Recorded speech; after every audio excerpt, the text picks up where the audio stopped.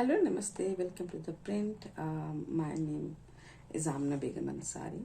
This week, I have written an article that Pakistan is playing a very dangerous sectarian game where they are fueling anti-Shia sentiment. And I recently came across a tweet by a Pakistani journalist detailing a disturbing gathering organized by Sipah-e-Sahaba.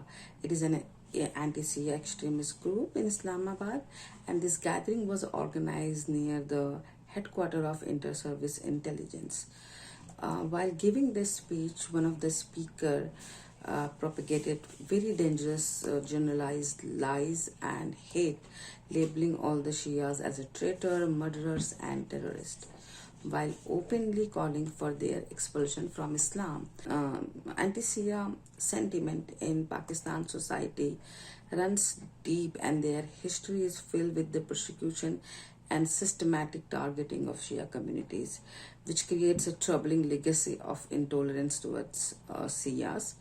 And the irony here is very hard to overlook, that Muhammad Ali Jinnah, who created Pakistan state with the vision or idea of unified Muslims homeland, was himself born into a Shia Muslim family.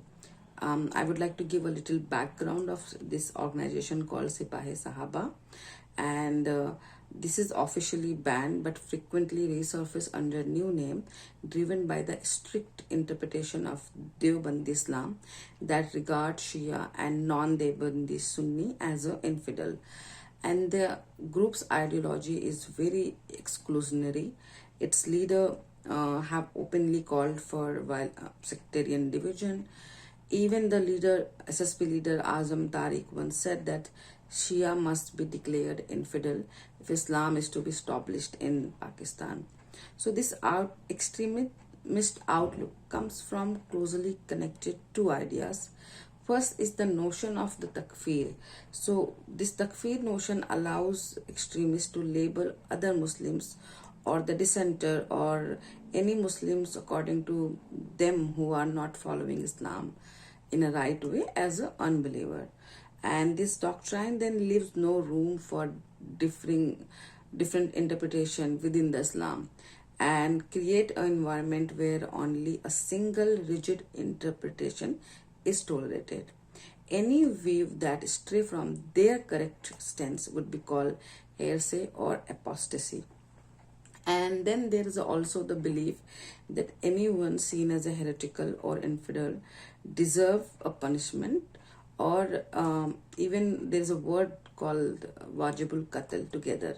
And together these both ideas create a very dangerous recipe where intolerance easily turns to violence, eroding diversity and social harmony.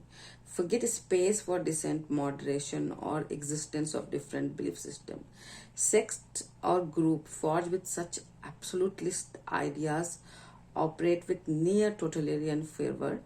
For example, even Al Qaeda has condemned ISIS, calling its caliphate illegitimate and the group as a Khawarij. This is a term for who stray from Islam.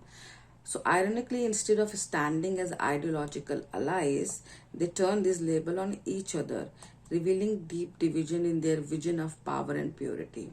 So, even two extremist organizations like ISIS and Al Qaeda cannot tolerate each other. So, their ideas is absolutely problematic idea. And mainstream Islamic thought has been totally different. That's why majority of the Muslims are existing without existing together with variations of difference. However, and this idea grounded in the principle that there is no compulsion in religion, Quranic 2.256, which stress that faith is a matter of individual choice and concise. Islamic scholars have constantly promoted peaceful coexistence and tolerance within society. And today, the overwhelming majority of Islamic scholars and leaders worldwide rejects any call to violence against individuals just based solely on their belief or identity, and including polytheism. While this creates space for coexistence among people from different faith, sect, and ideology, we can still see the conflicts and intolerance towards other communities. To at time even we see the minority exodus from some Muslim majority nation or area. So problematic interpretation of the religious text still exists in the society, and time to time that turn into disaster. The persistence of these interpretation within the community call for a renewed engagement with a more inclusive modern interpretation. The task ahead is not only to reaffirm tolerance within the community but also to support reform that strengthens Islam's capacity to build bridges within the community and with the sect within the Islamic world. So while Shia hatred is a radical segment of Pakistan society always existed, such speeches by banned organization appear to be more than incidental. It suggests a strategic approach to leverage these sectarian divide, positioning Pakistan as a leader of the Muslim world in the eyes of its own population. Because Iran's supreme leader Ayatollah Khamenei has recently stepped up his visibility on global Muslim issue, actively tweeting and making a statement on a Muslim issue and bringing Muslim Ummah into his speech. So he is aiming to transcend this sectarian divide, and this approach could put pressure on Pakistan's long-held goal of being seen as leader for Muslim interest. So some Pakistani leader might even view Iran's action as a challenge to their influence in the Muslim world. It also can serve as a convenient distraction from Pakistan's internal issue. So it is possible that such a tactic may work for the time being, but it risks worsening its own social fabric, resulting in a long-term harm to its own nation.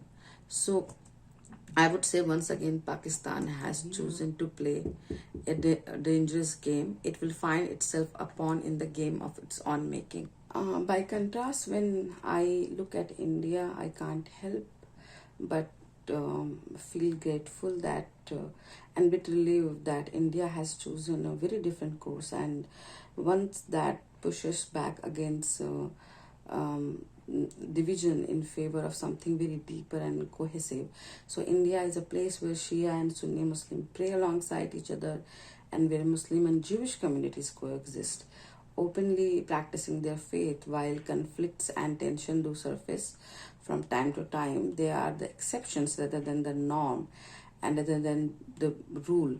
So reflecting India's resilience as a diverse multi-faith society, I feel fortunate and hopeful that this harmony will keep growing, sparing us from the tragic sectarian divide seen elsewhere. For more such a video, please keep watching the print. Thank you.